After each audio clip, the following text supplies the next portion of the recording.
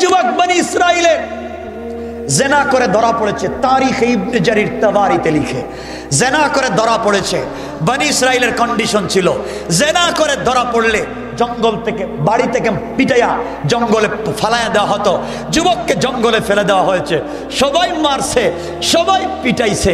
যুবক তো জিনাকার, যুবক তো মদকুর, যুবক তো বদমাইশ, কেউ দেখতে পারে না। মাইরা জঙ্গলে চলে গেছে 2 সপ্তাহ। কয় সপ্তাহ? কষ্ট হচ্ছে? কষ্ট হচ্ছে?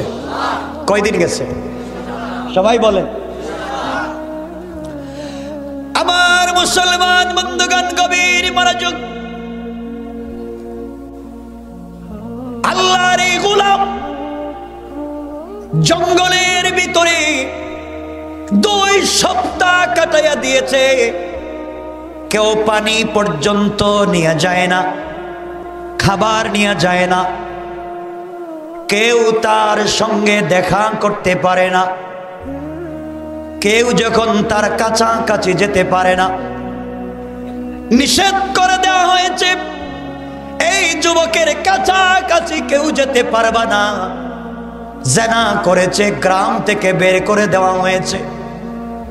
2 সপ্তাহের ভিতরে পানি পাইল না, খাবার পাইল না।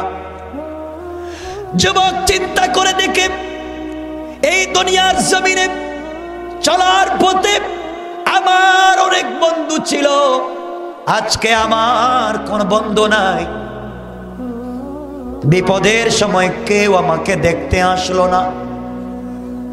যেই বন্ধুদের আড্ডায় পড়ে জেনা করেছি আর মদ খেয়েছি, আজকে আমাকে দেখবার জন্য কেউ আসলো না। যেই মার বাবাকে খাওয়াবার জন্য চুরি করেছি, সেই মা বাবা আমাকে দেখতে আসলো না। যে স্ত্রীর অর্নামেন্টস আর জুয়েলারি দেওয়ার জন্য, বাচ্চাদেরকে খাওয়ানোর জন্য ডাকাতি করেছি, কেউ দেখতে আসলো না। আমার সন্তান আছে, আমার স্ত্রী আছে, আমার মা বাবা আছে, বন্ধু বান্ধব আছে, কিন্তু বিপদের সময় কেউ আমাকে দেখতে আসলো না। সবাই আমাকে ধোঁকা দিল। আমার সম্পত্তি আছে, কেউ আমাকে দেখতে আসে না। যুবকের অন্তরের ব্যথা নিয়ে সাকারাত শুরু হয়ে গেছে। 2 সপ্তাহ পর্যন্ত খাবার পায় নাই, পানি পায় নাই। সাকারাত যখন শুরু হয়ে গেল, হাত পা কাঁপা শুরু হয়ে গেল। এমন সময় যুবক ডাইনের দিকে তাকায়, কেউ নাই। বামে তাকায়া দেখে ওখানেও কেউ নাই। পিছন দিকে তাকায়া দেখে কেউ নাই। সামনের দিকেও দেখে কেউ নাই। গোলাম দেখে আজ আমার সব আছে, কিন্তু বিপদে কেউ নাই। হঠাৎ করে মনে পড়েছে সবার দরজা বন্ধ হয়ে যেতে পারে। যত অপরাধ করি, যত গুনাহ করি, আমার মন বলতেছে আমার আল্লাহর দরজা বন্ধ হবে না। আল্লাহু আকবার। যুবক আসমানের দিকে হাত উঠায় আল্লাহকে ডাক দিয়া বলেছে, আল্লাহ,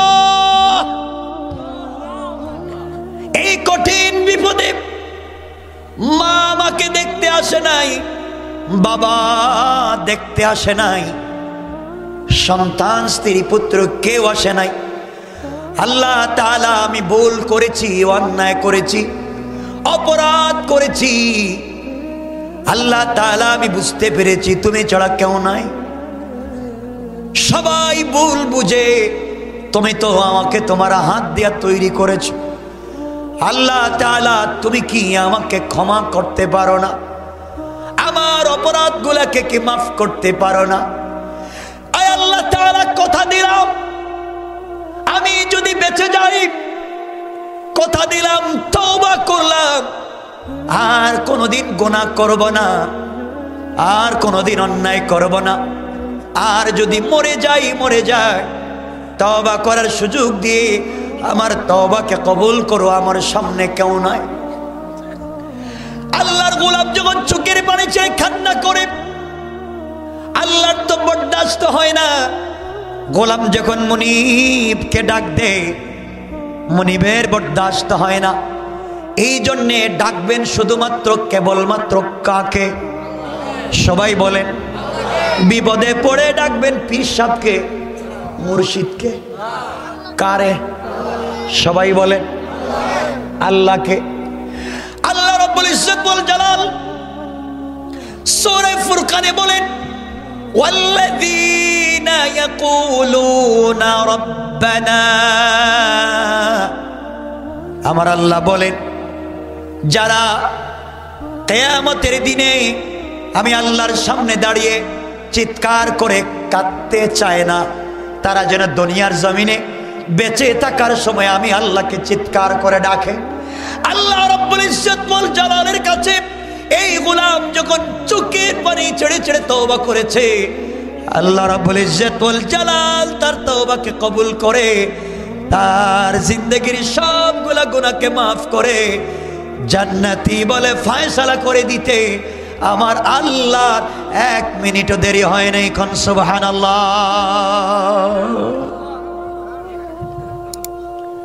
1 মিনিট পরে যুবক মরে গেছে। বনি ইসরাইলের যুবক 1 মিনিট পরে মরে গেছে। গভীর রাত্র আল্লাহ মুসা আলাইহিস সালামকে ঘুম থেকে উঠাইছেন। আমার আল্লাহ ডাক দিয়ে বললেন, মুসা ঘুম থেকে উঠো। আল্লাহর পয়গম্বর মুসা ঘুম থেকে উঠলেন। আল্লাহ তাআলা ডাক দিয়ে বললেন, মুসা রে, কেন তোমাকে ঘুম থেকে উঠাইছি তুমি কি জানো? পয়গম্বর মুসা বললেন, আল্লাহ তাআলা আমি তো জানি না। আল্লাহ রাব্বুল ইজ্জত ওয়াল জালাল বললেন, মুসা জঙ্গলে আমার এক ওলি মইরা গেছে, আমার এক গোলাম, আমি আল্লাহর ওলি, তার জন্য জান্নাতুল ফিরদাউস রিজার্ভ করেছি। ও মরে গিয়েছে, তুমি তার জানাজায় যাও, কাফন দাফনের ব্যবস্থা করো। মুসা আলাইহিস সালাম বললেন, আল্লাহ তাআলা আপনি তো আমাকে জানেন, আপনি আমাকে চিনেন, আমি বনি ইসরাইলের পয়গম্বর। আমার উম্মতেরা বনি ইসরাইল, ওরা বাকিতে কোনো জিনিস বিশ্বাস করে না, সব নগদে। বলেন তো এই গোলামের জানাজায় গেলে কি কল্যাণ পাবো, কি উপকার পাবো? আল্লাহ রাব্বুল ইজ্জত ওয়াল জালাল বললেন, মুসা আমার এই ওলির জানাজায় যারা হাজির হবে আমি আল্লাহ ঘোষণা করে দিলাম, যারা হাজির হবে তাদের 1000 বছর যদি পৃথিবীতে বাঁচে গোটা জিন্দেগির গুনাহগুলোকে মাফ করে জান্নাতি বলে ফয়সালা করে দিলাম। মুসা আলাইহিস সালাম বলছেন, আল্লাহ ঠিক আছে। তাই গ্রামে গেছেন, পাবলিকরে বলছেন ঘুম থেকে উঠো। পাবলিককে মুসা হঠাৎ করে রাত্রে ডাকে কেন?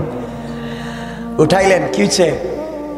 জঙ্গলে এক আল্লাহর পাগলা মরে গেছে, আল্লাহর ওলি, তাহলে কি করব? আল্লাহ বলছে জানাজায় যাওয়ার জন্য। তো আমরা জানাজায় গেলে লাভ কি? মুসা বলেন, আল্লাহ বলছেন আমরা জানাজায় গেলে মাফ না। সুবহানাল্লাহ, এটা পকেটে রেখে দেন, আর একটু জোরে পড়েন। সব মানুষ ঘুম থেকে উঠছে। যারা বৃদ্ধ ছিলেন, হাঁটতে পারতেন না, তারা আমার কান্দে করে লইয়ে যায়। তো জান্নাতে যাওয়ার সহজ সুযোগ।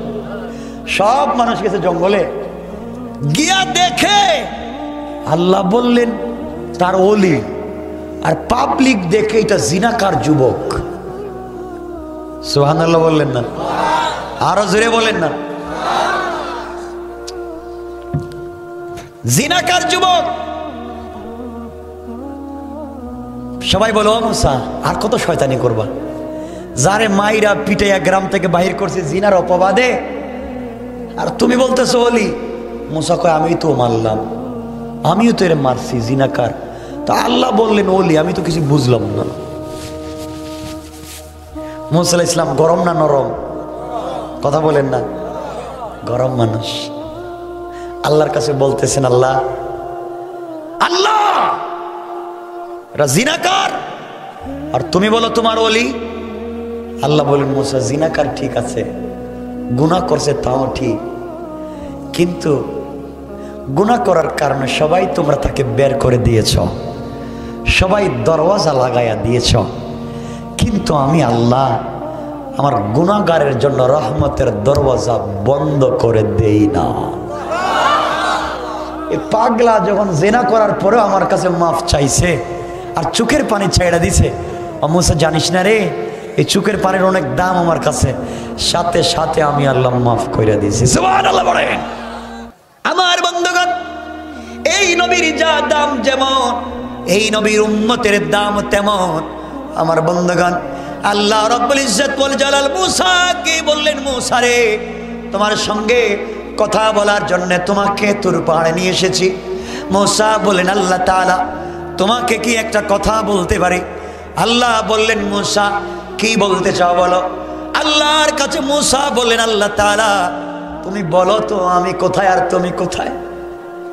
আল্লাহ বললেন, মুসা তুমি বলো তুমি কোথায় আর আমি কোথায়? মুসা বললেন, আল্লাহ তাআলা আমি তুর পাহাড়ের নিচে, তুমি মনে হয় তুর পাহাড়ের উপরে।